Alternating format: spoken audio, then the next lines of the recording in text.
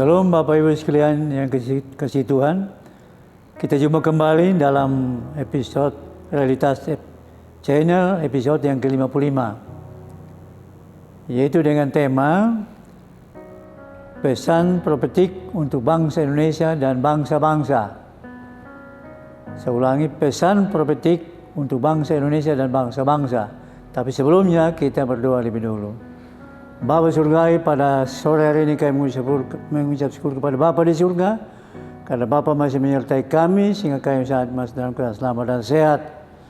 Dan pada sore ini Tuhan, kami merekam YouTube Realitas Channel episode yang ke-55. Yang urapi hamba-Mu, urapi anak-Mu, Harun yang merekam Realitas Channel ini Tuhan. Terima kasih Bapa, dari awal sampai selesainya, boleh jadi dalam nama Bapa, Anak, dan Roh Kudus, di dalam nama Yesus Kristus. Ampuni kami Bapa, dalam nama Yesus kami berdoa. Haleluya. Amin. Nah Bapak Ibu saudara-saudara sekalian, pesan profetik untuk bangsa Indonesia dan bangsa-bangsa, ini sebenarnya pesan Tuhan ini sudah lama, yaitu sejak tahun 99. Tapi dalam pergumulan yang cukup panjang dan berkenaan dengan situasi pada saat ini semakin mendekat kedatangan Tuhan, maka saatnya saya harus angkat ini untuk menjadi berkat bagi kita semua.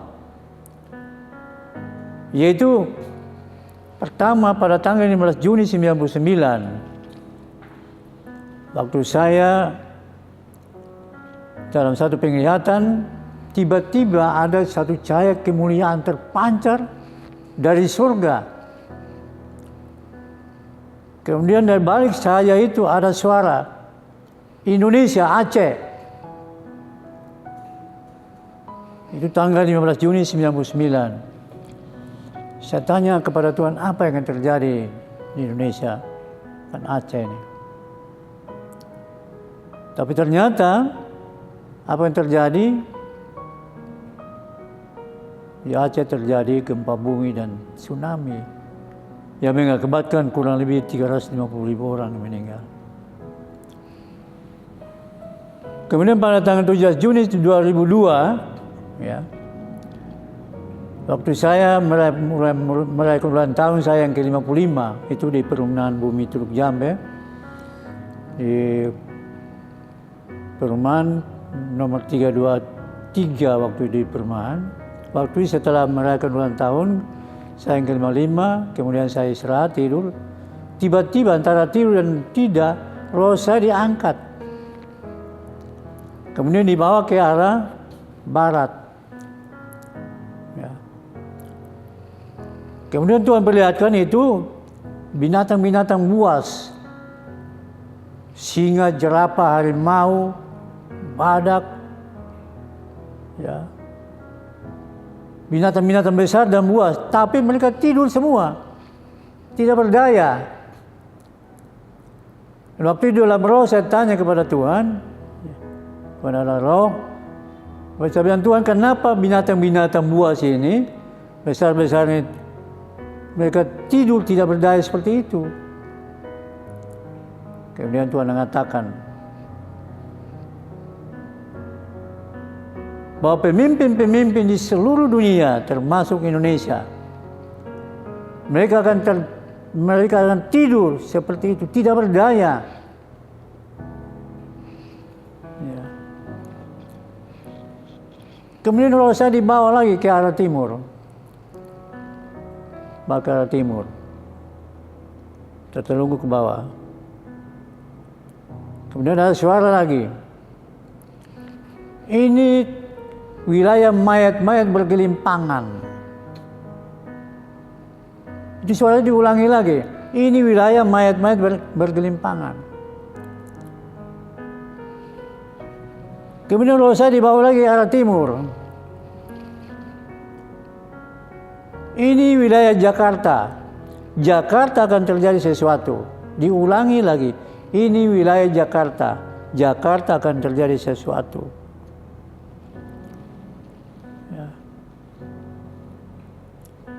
Itu 17 Juni tahun 2002. Dan ternyata apa yang terjadi Bapak Ibu sekalian, tanggal 26 Desember 2004, tsunami gempa bumi di Aceh sehingga kurang lebih 350.000 orang meninggal. Dan kejadian itu ternyata semua pemimpin dunia termasuk Indonesia tidak berdaya, malah petaka itu. Dan itu bukan karena fenomena alam, tapi itu karena murka Allah. Maka Tuhan ingatkan pada saya firman Tuhan di Markus 1 ayat 15, bertobatlah kamu, waktunya sudah dekat, dan percaya kepada Injil. Itu Markus 1 ayat 15.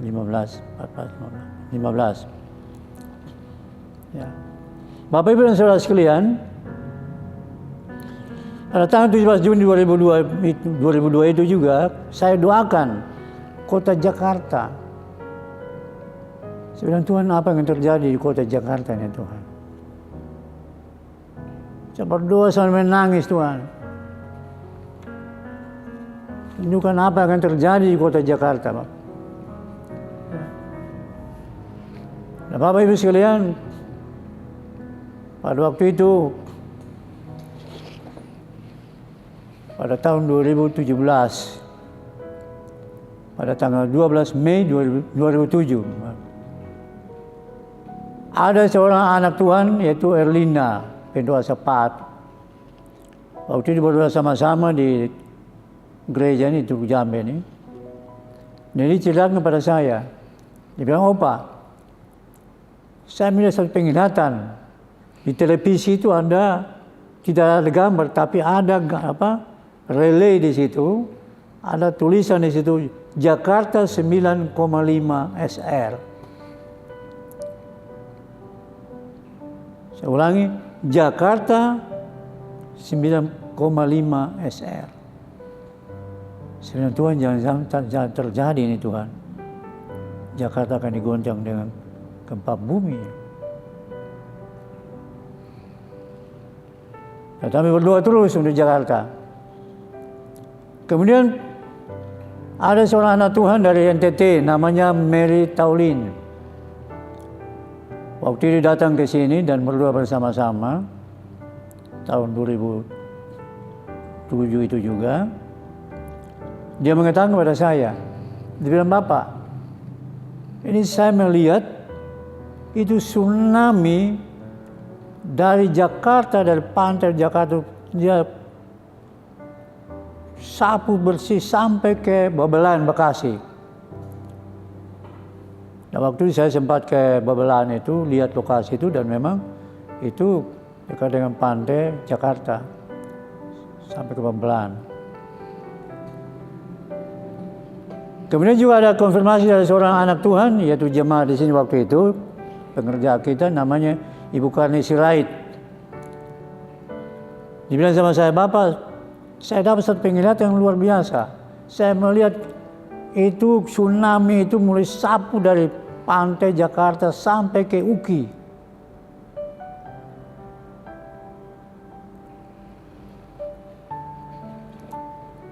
Kemudian berikutnya pada tanggal Maret 2010, ada seorang jemaat Tuhan, waktu itu GB Margakaya, namanya Ibu Sitejo. Ya. Dia ceritakan kepada saya, Pak, saya dapat satu penglihatan yang mengerikan, dia bilang. Saya melihat orang-orang setinggi gedung tertinggi di Jakarta. Jadi orang-orang tinggi besar setinggi gedung di Jakarta. Mereka bukan gedung-gedung bertingkat rata dengan tanah. Kemudian orang berteriak histeris, minta tolong kepada Tuhan Yesus. Dan orang-orang kebanyakan lari ke gunung, tempat di mana ada rumah-rumah yang dibuat dari bilik. Itu lari ke ketakutan. Nah, Bapak Ibu sekalian, orang-orang yang berpostur tubuh besar dan tinggi ini adalah Tuhan, malaikat pemusnah. Jadi diinginkan Tuhan untuk pemusnahan itu. Ini mengerikan Bapak Ibu sekalian. Itu gedung-gedung rata dengan tanah. Dan ini karena murka Allah kepada orang fasik, orang yang tidak berdoa, orang berdosa yang tidak percaya kepada Yesus sebagai Tuhan dan Juru Selamat dunia. Dalam 1 Yohanes 4 ayat 14. Yang tidak percaya kepada Yesus Kristus, yang adalah Tuhan atas semua orang. Kisah Rasul 10 ayat 35 dan 36 dan juga 1 Yohanes 4 ayat 14. Ini hukuman bagi orang yang tidak percaya Yesus. Kemudian berikutnya ada konfirmasi lagi dari seorang anak Tuhan, namanya Pak Iwanto Pasaribu. Dia sampaikan lagi kepada saya. Ya. Dia menunjukkan mimpi dan penglihatannya itu, visi Tuhan kepada saya. Dia melihat air bah atau tsunami itu menyerupai ular besar yang menyapu bersih bumi ini. Ingat, itu mengerikan. Penglihatan ini sekitar bulan April tahun 2010 dia sampaikan kepada saya. Dia katakan semua angin badai itu menyapu seluruh bangsa di dunia ini, menyapu bersih segala yang ada di muka bumi, pohon-pohon, rumah bertingkat, juga manusia, binatang, dan mereka berteriak secara histeris, minta tolong kepada Tuhan Yesus. Ini juga murka Allah kepada orang-orang yang berdosa. Ini Bapak Ibu sekalian, ini memang sangat mengerikan.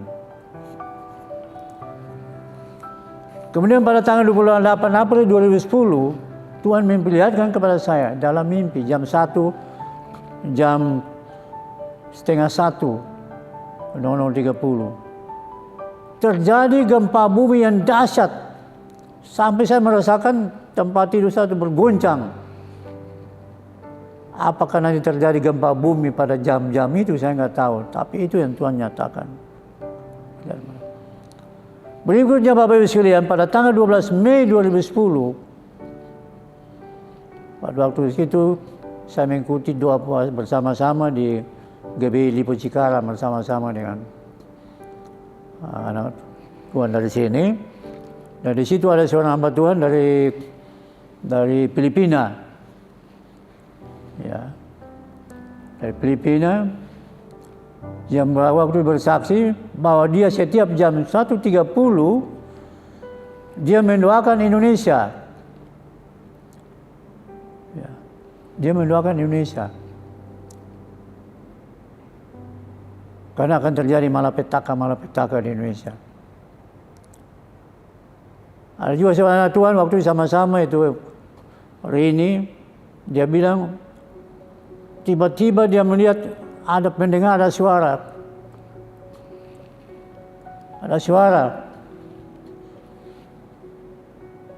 Dari itu dia katakan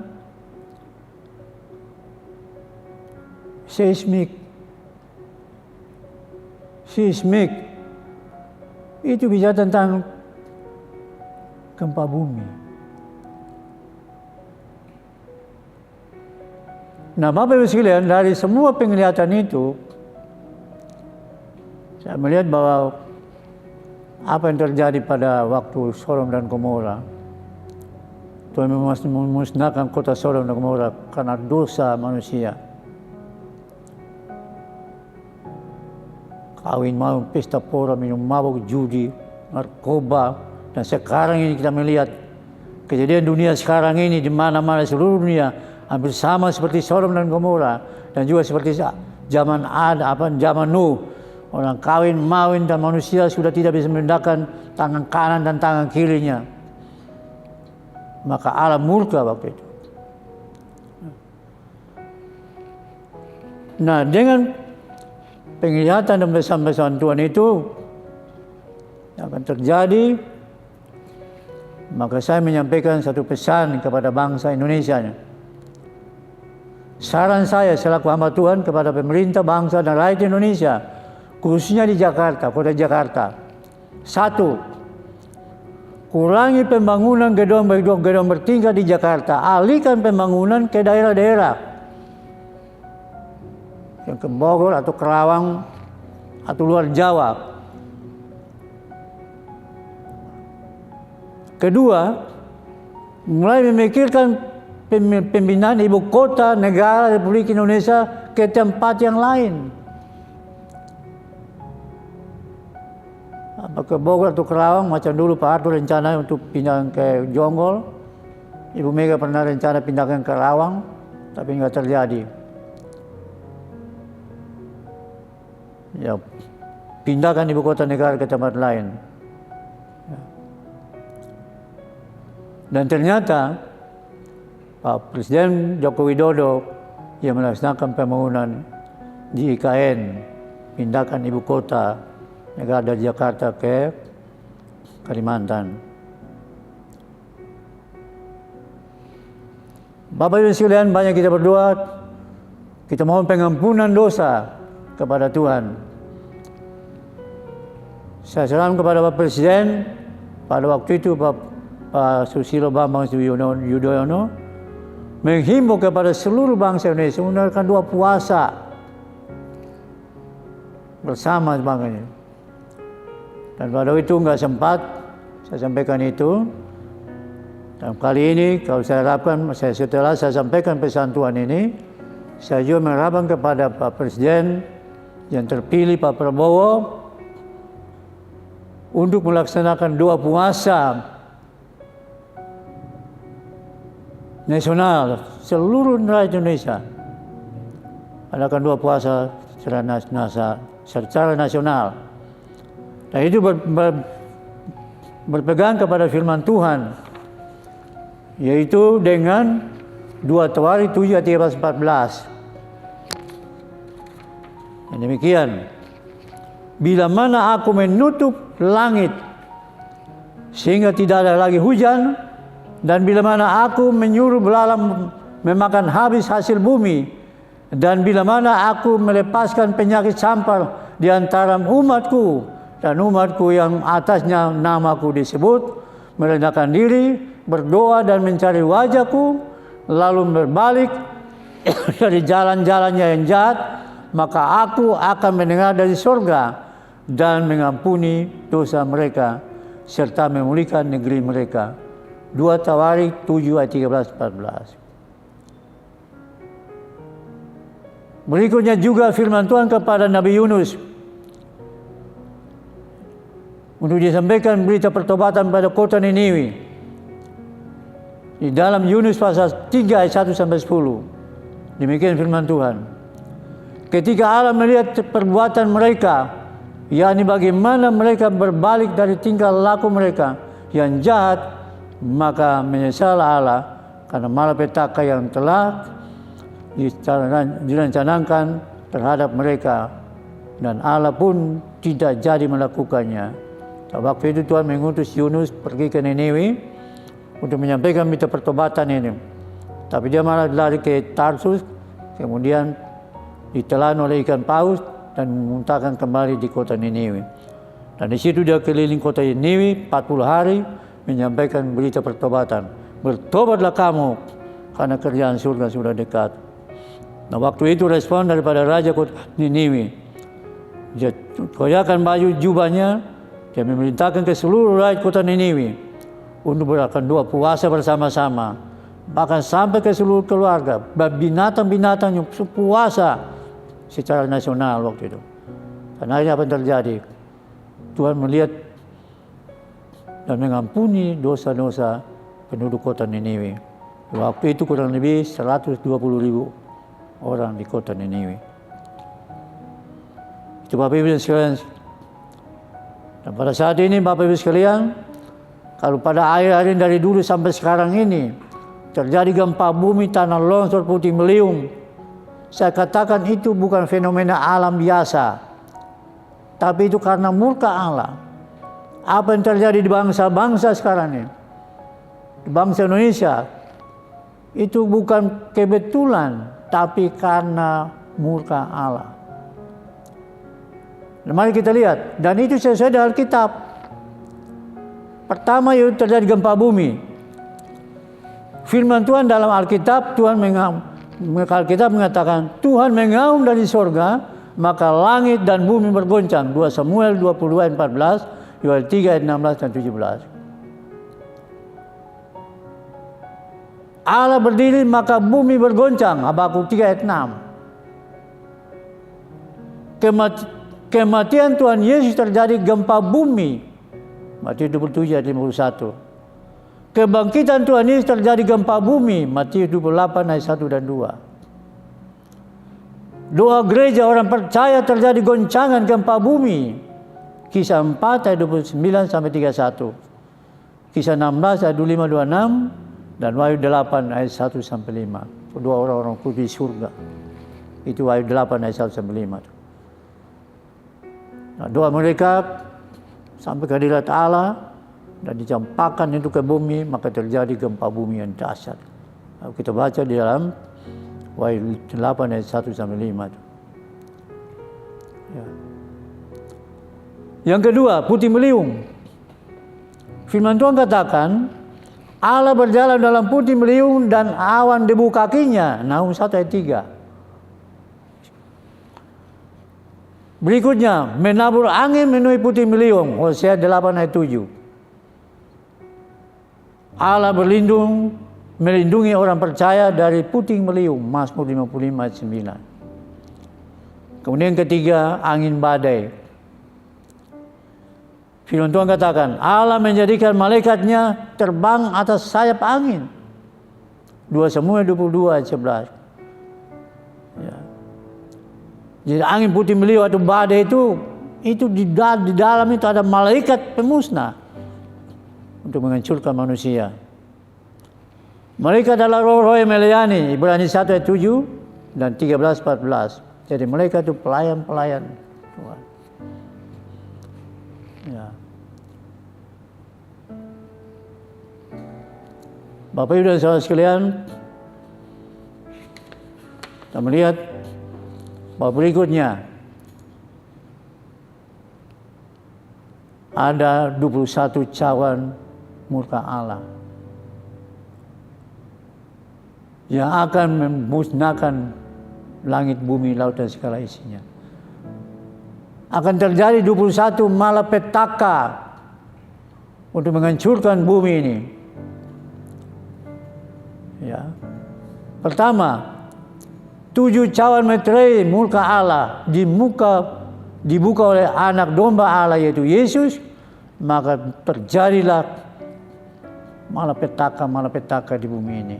Kita bisa baca di dalam Wahyu 5 dan Wahyu 6 sampai 8 ayat 5. Dan muka meterai yang ke-6 adalah Yesus sendiri waktu naik ke surga. Saya sudah jelaskan pada episode yang lalu. Kemudian yang kedua, 7 sangkakala murka Allah ditiup oleh malaikat. Itu Wahyu 8 ayat 6 sampai dengan Wahyu 11 ayat 15 sampai 19.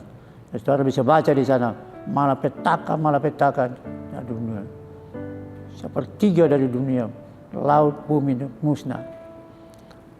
Yang ketiga, 7 cawan murka Allah dicurahkan ke bumi oleh malaikat pemusnah. Kita bisa baca dalam Wahyu 15 ayat 5, Wahyu 16 ayat 1 sampai 21. Itu 7 cawan murka Allah.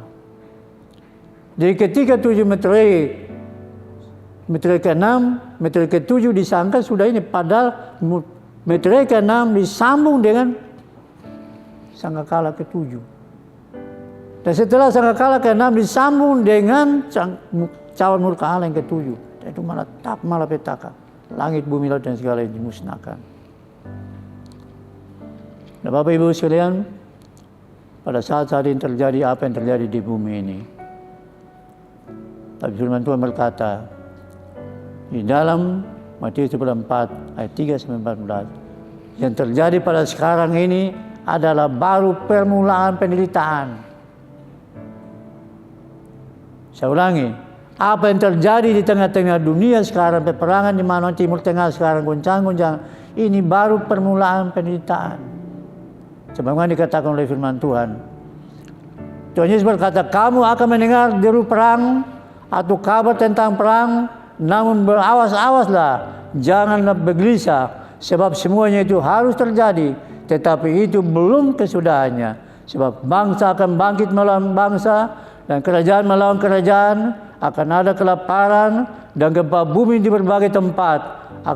Tetapi semuanya itu barulah permulaan penderitaan menjelang zaman baru. Dan Injil kerajaan ini akan diberitakan di seluruh dunia menjadi kesaksian bagi semua bangsa. Barulah itu tiba kesudahannya. Itu di dalam Matius pasal 24 ayat 1 sampai 14. Tanda-tanda kedatangan Tuhan itu baru permulaan penderitaan. Bapak Ibu sekalian, berikutnya saya sampaikan pesan Tuhan ini. Ya. 1. Waktunya untuk menghentikan pengerusakan dan penutupan gereja dan tempat-tempat ibadah. Siapa yang merusak bait Allah, Allah murka. Saya sudah sampaikan di dalam realitas channel yang lalu. Jangan merusak gereja, jangan menutup gereja, jangan melarang orang beribadah. Siapa yang merusak bait Allah, Allah murka. 1 Korintus 3 ayat 16-17. Pesan Tuhan ini wilayah Jakarta. Jakarta terjadi sesuatu. Pesan ini disampaikan 2 kali untuk perhatikan apa yang akan terjadi di Jakarta. Dan sesuai dengan pesan penglihatan anak Tuhan, bahwa Jakarta 9,5 SR. Tidak menutup kemungkinan Jakarta akan digoncang gempa bumi 9,5 skala Richter. Apakah di Selat Sunda, apa di Jakarta? Tapi banyak sekarang yang sudah bernubuat mengatakan bahwa Jakarta akan terjadi goncangan. Joe Biden dikatakan bahwa Jakarta tahun 2030 akan tenggelam. Pak Prabowo sendiri mengatakan tahun 2030 Indonesia tidak ada lagi. BKMB sudah menyatakan juga bahwa di Jakarta akan terjadi goncangan-goncangan 8,7 skala Richter. Itu sedang heboh akhir-akhir ini.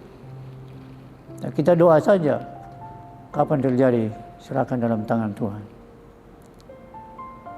Berikutnya, waspadai pemanasan global bumi. Gunung es menjadi cair dan air laut melanda seluruh dunia, termasuk Jakarta. Itu menurut penglihatan seorang anak Tuhan di Teluk Jambe, namanya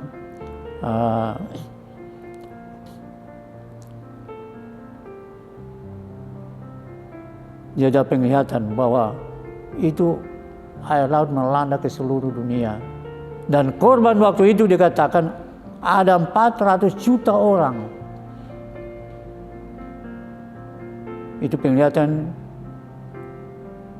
Nora Elward. Itu penglihatan ini. Nah, itu Bapak Ibu sekalian,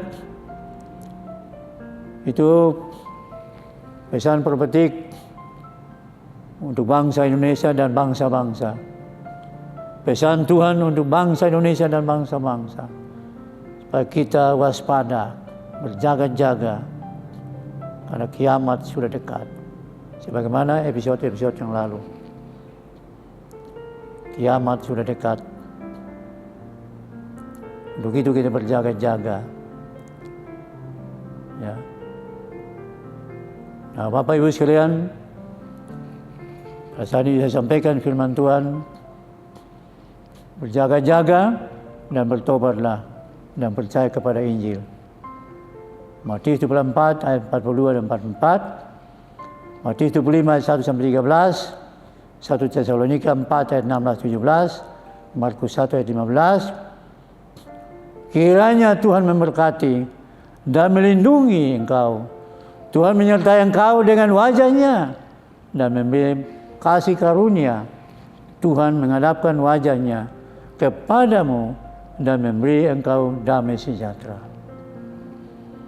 Dan kiranya berkat damai sejahtera dan anugerah damai sejahtera, kasih karunia daripada Bapa, daripada Yesus Kristus, dan dengan persekutuan Roh Kudus, kiranya menyertai kita mulai saat ini sampai kedatangan Tuhan Yesus pada kali yang kedua untuk menjemput kita di awan-awan yang permai, sehingga kita hidup kekal selama-lamanya bersama Yesus di dalam kerajaan surga yang kekal, yaitu Yerusalem baru yang kekal selama-lamanya.